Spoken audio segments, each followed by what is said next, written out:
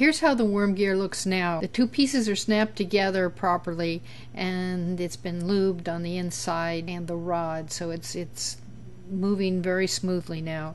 The number 20 O-ring seems to work better than anything larger. It has less slippage. There's no binding. I think you can see that there's a bigger distance between the worm wheel and the worm now. I was able to make adjustments in the gear before I tightened the screws, and it seemed like that worked.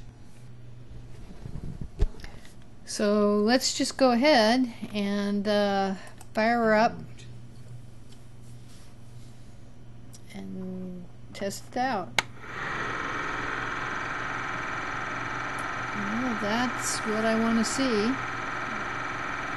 It doesn't look like it's binding at all.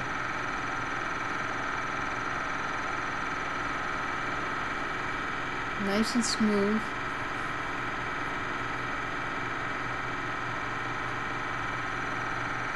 Here's the slide all, which is a dry spray lubricant that I put inside the worm wheel, and it actually did make it smoother.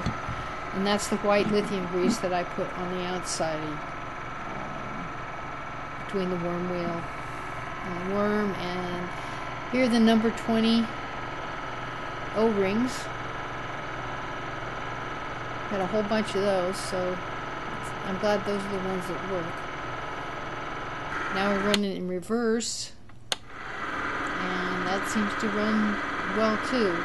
What I'll have to do though is, usually this would freeze up after it's sat for a while, so I'm going to turn it off and then turn it back on again in a few hours and see how it goes.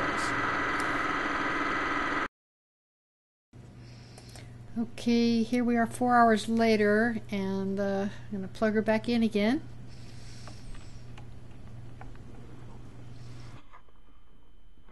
And start her up. This is very encouraging. It hasn't run this smooth after being off this long. This looks good. Let's try it in reverse. Well, just as smooth.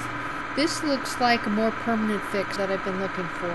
So let's keep our fingers crossed that this keeps going, but looks like everything is looking pretty well.